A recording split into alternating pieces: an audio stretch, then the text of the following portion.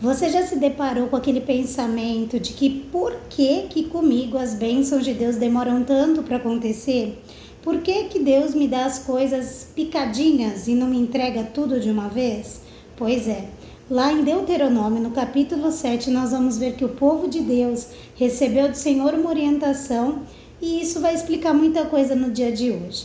Você que está chegando, meu nome é Isis, você está no canal Embaixadores da Palavra de Cristo e esse é um bloco que eu estou fazendo no meu período de férias, onde eu estou fazendo um café com Deuteronômio. Então seja muito bem-vindo, fica comigo e vamos meditar aí na Palavra do Senhor. Aqui em Deuteronômio, no capítulo 7, no verso de número 22, diz assim: E o Senhor teu Deus lançará fora estas nações, pouco a pouco, de diante de ti. Não poderás destruí-las todas de pronto, para que as feras do campo não se multipliquem contra ti. Então, vamos lá entender o que o Senhor trouxe para nós nesse momento aqui. Primeira coisa, acho que é importante entender o que? Eu comentei que eu estou fazendo essa leitura de Deuteronômio de uma maneira muito tranquila. Eu me propus, no meu coração, eu estou em férias, de ler o livro de Deuteronômio. Então, para quem quiser dar uma olhada nos vídeos anteriores, eu fiz algumas reflexões acerca dos primeiros capítulos e hoje eu estou fazendo uma reflexão sobre o capítulo 7. Aqui no capítulo 7, o título dele fala sobre o povo não se associar com nações pagãs. Então Moisés ele vem dando ali por parte de Deus várias instruções para o povo. E é interessante que nos primeiros capítulos nós vemos Moisés relembrando o povo de ordenanças que o Senhor deu. E Deus tem a terra prometida para esse povo, né? Para os hebreus. E aí tem algumas nações que habitam em alguns determinados locais ali, das montanhas, dos montes, que Deus fala assim, ó, esse povo, vocês não vão contender com eles, porque eles são herança que eu dei para, e aí cita para quem Deus deu. Então tinha povos descendentes de Ló, que Deus deu terra, e Deus falou, esse povo vocês não vão mexer. Naquela ocasião tinha povos descendentes de Moabitas você também não vai, porque eu prometi naquele momento que não vai, que eles vão ter terra e vocês não vão contender. E assim vai, né? Vai tendo ali várias informações onde Deus fala assim, ó, em tal lugar tem tal povo, mas vocês não vão contender com eles. Só que chega aqui no capítulo 7, o Senhor fala para eles assim, vocês não vão se agregar, fazer aliança com povos pagãos. E Deus vai dando as instruções, o porquê disso. Porque o Senhor vem tentando mudar a mentalidade daquele povo que saiu do Egito, que conheceu os deuses, né, egípcios, e foi trabalhando aquele povo no deserto, e Deus está trabalhando eles para entrar na terra prometida. Então Deus vai dizendo para eles, olha, vocês não vão se aliançar. Por que não vão se aliançar? Não vai dar seus filhos para casar com filhas deles e vice-versa, para que não aconteça de vocês se esquecerem do que eu fiz, dos meus benefícios, né? E chega aqui nesse verso, me chamou muita atenção, porque aí Deus vai falando, ó, quando eu te mandar destruir uma nação, é para destruir, não é para ficar com despojos deles. Aí já é o inverso, né? Nos capítulos anteriores que Deus diz, ó, não contende com esta ou com aquela nação, porque eu dei por herança a tal pessoa aquela terra, aqui o Senhor já fala o inverso. Quando eu mandar destruir, você vai lá e destrói. E ele vai deixando muito claro que até assim, quando o Senhor dissesse, ó, este povo eu vou dar em tuas mãos, é para destruir tudo, não pegar nem cobiçar o ouro que pudesse ser revestido os deuses deles, né?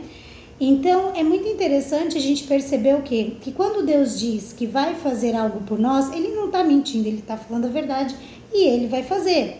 E quando ele diz, ó, não entra nessa batalha, ele também espera que a gente obedeça e não entre na batalha.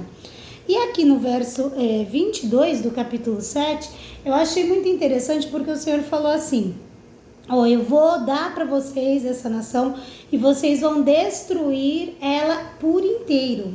Só que não vai ser de uma vez, vai ser de pouco a pouco. E ele continua dizendo: e por que isso? Porque se de uma vez destruir e jogar, né, nos campos, as feras dos campos podem se rebelar contra vocês. E ele diz aqui, para que as feras do campo não se multipliquem contra ti. E aí o Senhor me trouxe assim um pensamento no sentido de que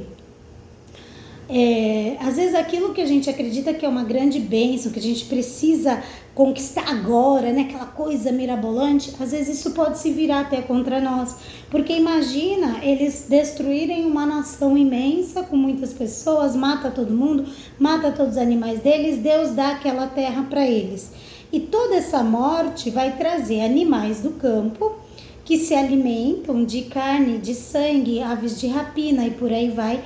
E esses animais vão disputar aquele alimento que seria, né, aqueles corpos, aqueles animais mortos vão disputar, porque eles vão, né, vir para cumprir o ciclo da natureza, que é se alimentar daquele bicho morto, daquela carne morta, né?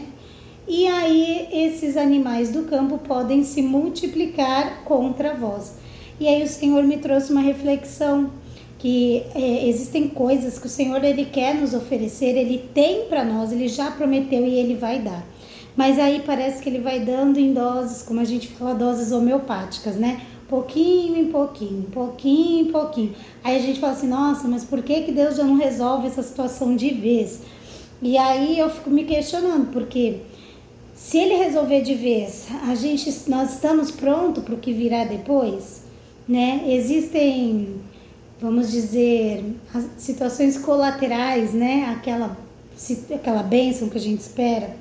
Porque, queridos, não tem como, nós somos seres humanos. E é o que nós vamos meditar daqui a pouco, logo mais no capítulo 8. Nós somos seres humanos, nós somos muito previsíveis e muito momentâneos. A nossa mente, ela vai trabalhando no agora, e muitas vezes a gente recebe bênção, milagre, e se a gente não cultiva em nós a gratidão ao Senhor, se a gente não cultiva em nós a lembrança, igual Moisés lembrou o povo assim, quando os filhos perguntarem sobre os juízos, sobre os testemunhos, sobre os estatutos, o que deve ser feito, e aí você vai sentar com ele, vai contar para ele por que tem que ser daquele jeito, aquela bênção, aquele milagre, como aconteceu aquilo, por que guardamos esta ou aquela orientação dada pelo Senhor, qual é a necessidade, qual é a relevância. E aí eu percebo aqui como que o Senhor, ele sabe disso, ele sabe como nós somos previsíveis, como nós somos momentâneos, como que a gente se apega a coisas agora e passa um pouquinho de tempo, muda-se a realidade, a gente já se adequa a outras situações, e isso é muito natural do ser humano. É muito comum de nós, seres humanos, nos adaptarmos com a realidade que a gente está vivendo, com o que a gente está vivendo naquele momento, não é? Então fica aí para você meditar junto comigo, vamos fazer uma oração. Por que as coisas não acontecem todas de uma vez e todos os milagres e pronto, e glória a Deus? Será que se a gente receber tudo que a gente queria na vida de um jeito só, a gente vai continuar servindo a Deus? A gente vai continuar lembrando do Senhor? Ou realmente o Senhor faz as coisas bem trabalhadinhas de uma maneira que dia após dia a gente dependa dele? Dia após dia a gente se volte para ele. Porque a graça maravilhosa do Senhor Jesus é que a gente venha entrar no céu, é que a gente esteja com ele na eternidade. E na eternidade não tem nada mais para fazer senão adorar o Senhor. Então, queridos, meditem mais, né? Se tiver algum comentário, deixa aí. E aí, vamos juntos nessa caminhada em Deuteronômio. Vamos orar? Querido Deus e Pai amado, no nome do seu Filho querido, nosso Senhor Jesus. Pai, nós colocamos aqui perante o Senhor esta palavra tão maravilhosa. Pai querido, que o Senhor tem bênçãos, tem vitórias e tudo que o Senhor prometeu para cada um de nós o Senhor vai cumprir, porque o Senhor não mente, o Senhor é justo e é fiel. Mas nós precisamos aprender a viver bênçãos diárias, bênçãos cotidianas, um dia por vez e em todos os dias, Pai, glorificar o Teu nome. Senhor, eu coloco então nossas vidas na Tua presença, eu peço a Ti, Pai, perdão, se não somos consistentes com mais frequência em Ti, mas que o Senhor possa nos ajudar a viver bênçãos, milagres e dessa maneira testemunhar as vitórias do Senhor. Deus, eu coloco tudo em Tuas mãos e eu já Te agradeço. Em nome de Jesus, amém. E se esse vídeo fez sentido para você, e eu creio que fez, tá bom? Compartilha ele, em nome de Jesus, manda para alguém e sempre que eu fizer uma oração, ora comigo, tá? Coloca sua vida na presença de Deus.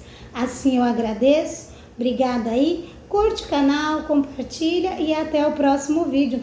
Um abraço, fica na paz do Senhor.